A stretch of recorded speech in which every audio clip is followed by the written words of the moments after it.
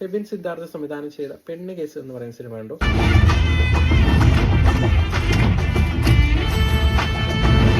പേര് കൊണ്ട് തന്നെ വേറിട്ട് നിന്നൊരു സിനിമയായിരുന്നു. 2 മണിക്കൂറിനകത്തുള്ളൊരു സിനിമ. ഭയങ്കരമായിട്ട് ചിരി പടത്തുന്ന ഒരു സിനിമയായിട്ടൊക്കെ നമുക്ക് തോന്നിയ ഒരു ട്രെയിലറായിരുന്നു സിനിമ ട്രെയിലർ കണ്ടപ്പോഴത്തേക്കും നമുക്ക് തോന്നിയത്. പക്ഷേ ഭയങ്കരമായിട്ടുള്ള ഒരു രീതിയിലൊന്നും നമ്മൾ ചിരിപ്പിക്കാനൊന്നും സിനിമയ്ക്ക് സാധിച്ചില്ല എന്ന് എനിക്ക് തോന്നി.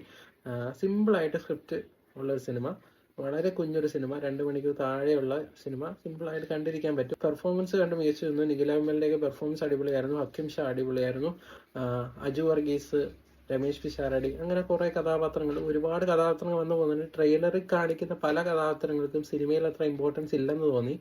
അതുപോലെ തന്നെ ട്രെയിലറിൽ കാണിക്കുന്ന പോലെ ഫുൾ കോമഡി എന്റർടൈനർ ഒന്നും അല്ല സിനിമ. ചിലപ്പോഴൊക്കെ ചിരിപ്പിക്കുന്നുണ്ട്, ചിലപ്പോഴൊക്കെ ചിന്തിപ്പിക്കുന്നുണ്ട്, ചെറിയൊരു സസ്പെൻസ് കാര്യങ്ങളൊക്കെ സിനിമ ഒളിപ്പിച്ച് വെക്കുന്നുണ്ട്. അതെല്ലാം കൂടെ ഒരു തവണ നമുക്ക് സുഖമായിട്ട് കണ്ടിരിക്കാൻ പറ്റുന്ന സിനിമയാണ്. അതിൽ കൂടുതലൊന്നും സിനിമ സമ്പാദിക്കുന്നില്ലെന്നാണ് എനിക്ക് തോന്നിയത്. ഏതായാലും നിങ്ങൾ പെണ്ണ് കേസ് കണ്ടിട്ട് അഭിപ്രായങ്ങൾ പറയുക. നല്ലൊരു സിനിമയായിട്ട് എനിക്ക് തോന്നി, പക്ഷേ ഗംഭീരമല്ല, ഒരു ആവറേജ് അനുഭവം. അതാണ്